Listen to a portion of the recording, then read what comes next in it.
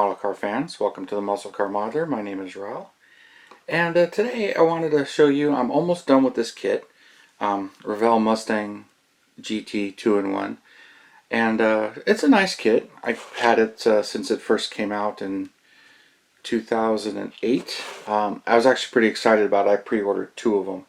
So I'd gotten two of them. Couple of things. Some of these early versions, which this one was, when Revell issued it, they accidentally issued it with some of the 67 Shelby parts for the interior, so it had the wrong seats and steering wheel and door panels.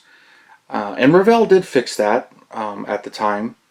You actually had to cut your UPC code off and mail it in, and I had two of them, and they sent the correct interior parts to help fix it. Other than the back seat, but I just leave the partition that folds down over the back seat to hide that. And I understand in the later kits, a couple of those fixes were issued in the later kits, the reissues, when they came out. So, and this thing has some a couple of secrets actually. It says it's a 2-in-1. It's really not. It's more of a 4-in-1. You can make this car on the box, which is technically a 68 Mustang GT 390, and then you can make this race car, which is a 428 CJ, and but it's a GT, and you can actually make a third version, which is what I'm making, a stock 428 CJ instead of the race car, because it's really just a hood and the air cleaner. You put those on there. See, there's the air cleaner, and then there's the regular 390's air cleaner, and then it has both hoods. And then the fourth variant, if you know this kit or you like this kit, there was a Bullet Mustang version, and they had issued that, and all of those parts are actually in this kit as well. So you can build the Bullet Mustang. So if you don't really care about having the fancy box art, you can build the Bullet Mustang. The only thing it's missing is the license plate decals, which are easy to come up with. But I figured, I've been kind of working on this one a couple years now, and I really didn't feature the build on this one on my channel. I showed a couple of glimpses of the painted body, but I started this in 2018, and the body was already painted, and it was halfway through, and I was kind of in a hurry to build it, or not really in a hurry. I was excited about building it, but it's because it's based on a die cast and it uses screws to hold it together. I wasn't all that excited about actually building it. So, and it's a good kit. There's nothing really wrong with. There's nothing wrong with it. I get tempted to fill this in, and I'm still tempted to do that, but I kind of left it for now because I'm building this one, and it's purely out of the box. I didn't change or modify anything. So I figured I would show you, the detail. I went with a two-tone blue interior.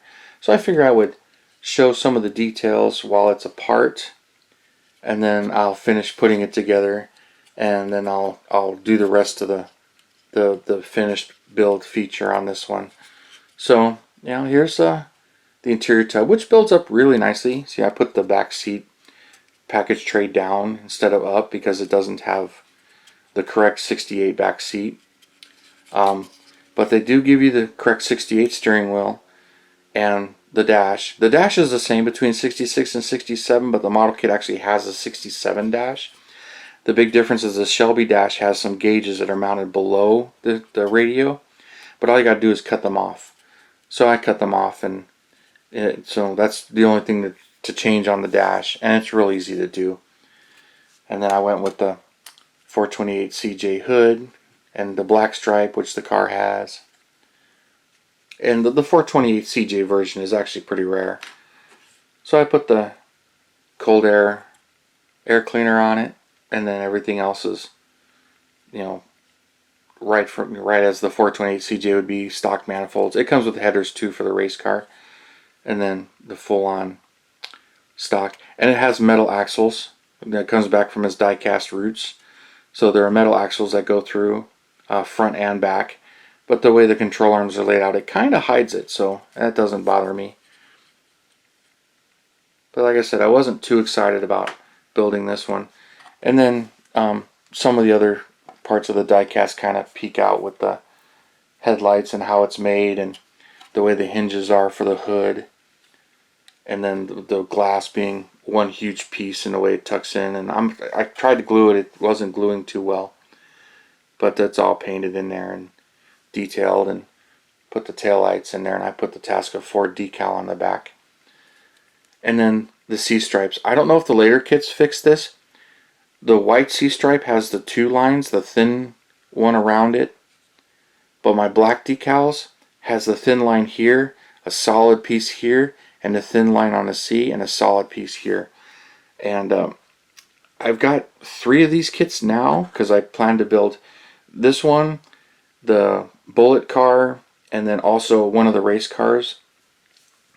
And now there's a resin kit that uses this to build a couple more variants. So I'll be picking up a couple more of the later kits, the newest issues. So I'll find out if the decals are any better. But I figured I would show you this, and you guys just stay tuned, and I will finish it up, and you'll see it all together with the wheels and tires and everything on it. I went white wall, painted those on with my gel pen. But just doing this one up as factory stock, and you'll see the end result here shortly, so stay tuned.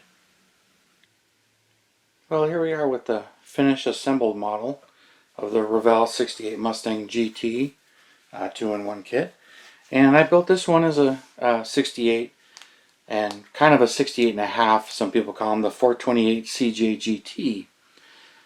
And pretty rare car, but it goes back to Tasca Ford. If you haven't heard the story, they built the 390 GTs, and in '67 Tasca Ford knew they were not quite as competitive, especially with the latest round of everything else that was coming out with the 396 Camaros and the Cougars and all the other cars that are coming out with the big blocks. So in '67 they had the 390 big block, and it was first introduced, so first time the Mustang had a big block. And so Tasca Ford took one and swapped in a 428 Police Interceptor engine in it, and they did a few things. They put the 406 Ford heads on it from the High Performance 406, and they put an aluminum intake on it, and a bigger carb, and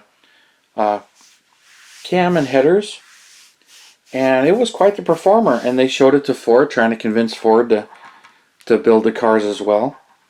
And Ford was interested, but the press got involved, and they really liked the car that Tasca had built. Ford took to the parts bin, and they pretty much built this car. And so they took the 428 short block just exactly like Tasca did, except for they used the 427 low-riser heads, which are real similar to the 406 heads from what I was reading that Tasca used. But they stayed with an iron intake, and they went with the 735 CFM carb or something like that. But they kept the same cam, which, you know, the 390 GT cam was pretty potent in its own right. So when they introduced the car, and it was like April of '68, so it was kind of a late introduction, which is why some people say 68 and a half. But came out with this car, and some people for the money had a hard time spending the money because it was rated at 335 horsepower. So for 15 more horsepower, you know, they got the bigger motor. But once you started racing and drag racing it, you kind of knew that that wasn't really the case, that it was underrated. But quite a performer. And because of its late introduction, only 1,299 were produced. Now you had to get the GT package to get the 428. Even though they built 50 race cars, and some of those race cars were not GTs, they just had the standard grills.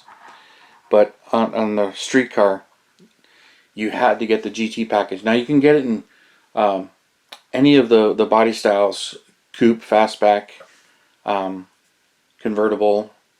I don't know if any convertibles were built, but I'm not really sure. But definitely coupe and fastback. And that's what I represented here. I decided to build this one up. I was trying to go with Brittany blue. I'm not really sure what blue I used. I did this one a couple of years back. I started this one actually in 2018. And it's purely out of the box. And I've got one small issue, is it seems to rock, which kind of it didn't before I bolted the chassis in, but it's got 4 screws that holds the interior tub to the body, and then it's got 1 screw that holds the chassis in. So I left the screw hole there, but got the exhaust tips on there, engine, and this one was actually it built up really well. I don't know why it's rocking. I haven't figured that out. The other thing I ran into, the hood is hinged, and it's but once I bolted it down, it's a pretty tight fit. I didn't have any fit issues with the hood, but there's a small spot right in there that it rubs and it chipped the paint. So the hood, while it's hinged and everything, it's just tight in that one spot, and so it's just kind of on the next one I'll have to pay more attention to that and make sure it clears. I don't really know why that is or what's going on with that particular thing, but it's just something I'm gonna have to, because right there is where it starts to rest on that, and then I can push it down.